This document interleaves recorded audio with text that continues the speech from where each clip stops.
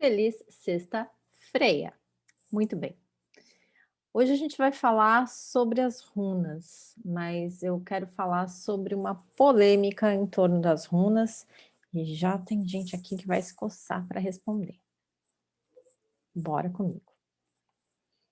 Bom, a palavra runa, ela significa segredo, revelação. Então, a própria palavra runa já está dizendo ao que veio, ok? Muito bem. Eu vou ler uns trechos aqui para vocês, de alguns, achados em livros e estudos que eu faço, tá. Então o que que acontece?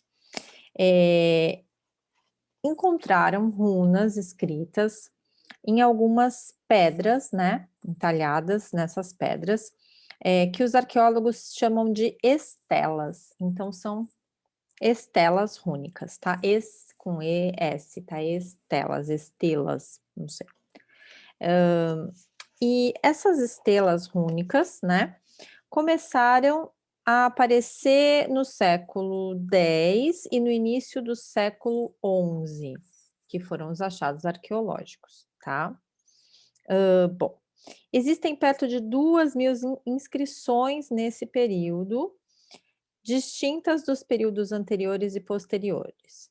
Essas inscrições, elas têm mais ou menos as mesmas informações, mais ou menos na mesma sequência, e elas são escritas, né, no Novo Futarque, tá? Que aí a gente pode falar sobre isso em um outro vídeo. Bom, nessas estelas, que no termo sueco é runstenar, e no inglês fica runestone, né, e a gente usa aqui estela, mas poderia falar pedra ou rocha, tá. Esse estela é usado na arqueologia mesmo. Nessas estelas, geralmente, o que que era encontrado? Tinham as seguintes inscrições, eram feitas, né, para as pessoas que tinham morrido, tinha um patrocínio. Dizia em memória de quem ela foi erigida, né, quem era o homenageado.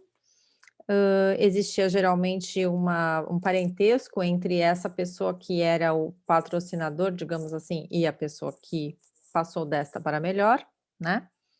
Falava também, algumas informações de status social, títulos, viagens, feitos militares, causa e local de morte. E geralmente terminavam com o nome da pessoa que entalhou, tá, como uma propaganda praticamente. Ok. E aí baseado nisso, em algumas outras coisas, eu quis ler aqui mesmo para trazer as datas mais ou menos para vocês e os nomes e tal, mas baseado nesses achados, digamos assim, eles passaram a dizer que as runas eram realmente vistas como um alfabeto, tá. A princípio, algumas pessoas pensam: "Ai, nossa, não, porque só os sábios escreviam". Não, isso era mais no Egito, né, porque, necessitava de ter um estudo ali de como escrever, de um papiro, da utilização da pena e etcétera e tal, e obviamente pessoas do povo não tinham acesso a isso, né. E os escribas no Egito eram, muito importantes, né, eles eram cargos de importância, até porque eles ouviam muita coisa que eles iam escrever, tá. Muito diferente das runas, que bastando uma faca e, né, e alguma coisa para você bater, um martelinho, você fazia as inscrições, porque elas eram bastante simples. Todas as runas, elas são feitas em linhas, em traços, tá. Não existe nenhum tipo de runa que seja uma curva, imagina a dificuldade de fazer uma curva numa rocha, você já tentou? Numa vela já é difícil, imagina na rocha, então não tem, tá. Se você ver ali: "Ah, runa", não é runa. Vamos também conversa para um outro momento. Runa são esses símbolos vindos dos nórdicos, o restante, gente, são símbolos, tá, não são runas. Bem, aí, o que que eu vou trazer aqui? Quando a gente estuda a respeito de magia e de ritualística, nós vemos que isso tudo começou como? Nos nos momentos de os momentos fúnebres, nos momentos de uma celebração fúnebre, tá. Então, tudo começou com a morte.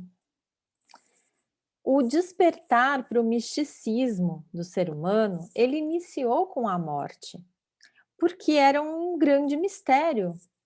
Vamos lá nos remeter aos homens das cavernas, né, digamos assim. Primeiro eles morriam muito facilmente, tá, porque, né, iam lá e tal, brigavam não, né, mas caçavam, eram atingidos, pelos animais e morriam facilmente. Então, deviam ter muitas mortes dessa forma. E era uma coisa que, sei lá, né, morreu, tipo assim, pensa num claro que os animais sentem, mas era uma coisa mais normal, entendeu? Não era uma coisa fazia parte ali do que estava acontecendo, tipo, sei lá, né. Eu brinco geralmente que eu falo na mesa do café da manhã, eles estavam lá, tomavam café da manhã, quando chegava no almoço: "Ah, cadê o fulano?". "Ah, morreu", depois do café ali, foi caçar e já era, né. Claro que não era exatamente assim, mas era mais ou menos assim, né, eles morriam com muita facilidade, digamos assim, né. Também a média de vida não era muito grande, eles viviam pouco, tá. Ok. Então, essa morte começou a ser um mistério quando eles começaram a prestar atenção nos sonhos. Por quê? Quando eu sonho, eu posso sonhar com alguém que já morreu. E aí, quando a pessoa contava: "Ah, sonhei com o fulano e tal", eles diziam: "Caraca", não era bom, eles não deviam falar "sonhei", né, eles deviam falar do tipo assim: "Nossa, eu estava com o fulano aqui agora". E aí a pessoa falava: "Nossa, não, mas ele não estava aqui agora, ele estava ali, ó, largado ali na deitado ali naquela pedra ali, ó, morto". Primeiro que eles começaram a achar que quando você dormia, você morria, e segundo, que eles começaram a achar que quando você morria, você estava, na verdade, fazendo uma viagem para encontrar as pessoas que haviam morrido, ou seja, você estava indo para o outro lado. Então, quando você deitava para dormir, você estava, na verdade, indo para o outro lado. Que lado? Então, existe um outro lado. Começa a perceber como as coisas começaram a acontecer nessa parte, como as pessoas foram despertando para pensar a respeito dessa coisa da vida após a morte, e de que a gente podia encontrar essas pessoas que tinham ido para o outro lado, tudo começou aí. E aí começou a fazer o quê? Ter um rito para a morte. Então, quando a pessoa morria, ela não era simplesmente largada lá, né? Era feito todo um ritual, toda uma ritualística, porque essa pessoa estava indo para um outro lugar. E aí ela precisava levar coisas para esse outro lugar, então as suas armas, comida, seu cavalo, né. Então essas coisas começaram a fazer parte dessa viagem das pessoas para o outro mundo. E aí a gente começa a achar os túmulos com essas coisas, né, com as armas, com os pertences, às vezes com os animais abatidos e mortos junto com a pessoa, porque ela ia levar eles para o outro mundo, né. Enfim, sendo assim, a morte, o rito da morte, não era uma ocasião mundana, muito pelo contrário, era um dos principais ritos, né, um dos principais momentos ali da magia. E aí, eu acho que isso é muito controverso sobre esses achados e sobre achar que por isso, por estarem escrito em túmulos, né, eram visto como uma coisa mundana. Eu acho que esses achados aqui já são de um momento mais à frente, quando esse povo nórdico já teve um outro contato com os outros povos, e isso começou a ficar diferente. Eu acho que lá atrás não era assim. Eu acho isso é achismo meu, obviamente, tá. Mas acredito que Assim como em tudo que a gente encontra sobre magia, por que que ia ser diferente com os vikings, né? A gente chama de vikings, porque vikings são os que nós conhecemos, né, mas estou dizendo do povo nórdico. Como eu não faço edição desses vídeos, então eu mesma me corrigindo. O que que eu vou dizer mais? Eu acho que, por exemplo, você pegar o seu nome e escrever o seu nome em runas, não vai trazer nenhuma característica das runas para sua vida, e isso inclusive às vezes é bom, porque vai que você tem um N no seu nome, tipo o meu, né?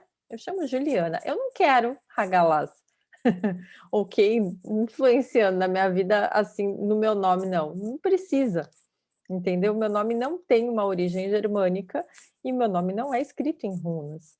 Então, você escrever o seu nome em runas não vai trazer a influência da runa para o seu nome, só porque você está escrevendo ele em runas, entendeu? Uma coisa não tem nada a ver com a outra. Enfim, existem outros historiadores que aí já enxergam como essas tradições sendo de origem oral, de não deixarem nada escrito e daí, portanto, as runas não serem usadas como um alfabeto, tá? Eu sou desse time aí, eu não acho que elas eram usadas como alfabeto, mesmo porque ali eles já estão falando sobre o novo Futark, né? A gente tinha o anterior, a gente tinha o início, entende? Então ali já é outra história, eu acho que já tem influência, né? De qualquer forma, a gente sabe muito pouco ainda, porque são achados arqueológicos que assim não são tão comentados. Agora nós começamos a ter muitos mais livros a esse respeito, inclusive traduzidos para português. Já conseguimos encontrar umas coisas mais certas, né?